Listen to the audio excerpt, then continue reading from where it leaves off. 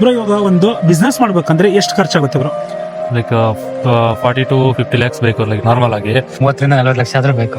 20 ಲಕ್ಷನೂ ಆಗತ್ತೆ, 30 ಲಕ್ಷನೂ ಆಗತ್ತೆ. ಒಂದು ಬಿಸ್ನೆಸ್ ಮಾಡ್ಬೇಕಂದ್ರೆ ಎಷ್ಟು ಖರ್ಚಾಗುತ್ತೆ ಬ್ರೋ?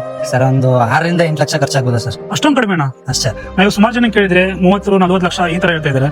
ಆ ತರ ಏನಿಲ್ಲ ಸರ್. ನಾನು ಇನ್ವೆಸ್ಟ್ ಮಾಡಿರೋದು 6 ರಿಂದ 8 ಲಕ್ಷ ಮಾತ್ರ. ಸರ್ ನಾನು ಇವಾಗ ಏನ್ ಇನ್ವೆಸ್ಟ್ ಮಾಡಿದೀನಿ 6 ರಿಂದ 8 ಲಕ್ಷ, ಅದೆಲ್ಲ ಕಂಪ್ನಿ ಬಂದ್ಬಿಟ್ಟು ಬರೀ ರ್ಯಾಕ್ಸ್ ಮತ್ತೆ ಸಿಸ್ಟಮ್ ಮತ್ತೆ ಪ್ರಾಡಕ್ಟ್ಸ್ ಗಳು ಅದಕ್ಕೆ ಮಾತ್ರ ಇನ್ವೆಸ್ಟ್ ಮಾಡಿರೋದು. ಕಂಪ್ನಿಯವರು ಯಾವ್ದೇ ತರ ಅಮೌಂಟ್ ತಗೊಂಡಿಲ್ಲ ಸರ್.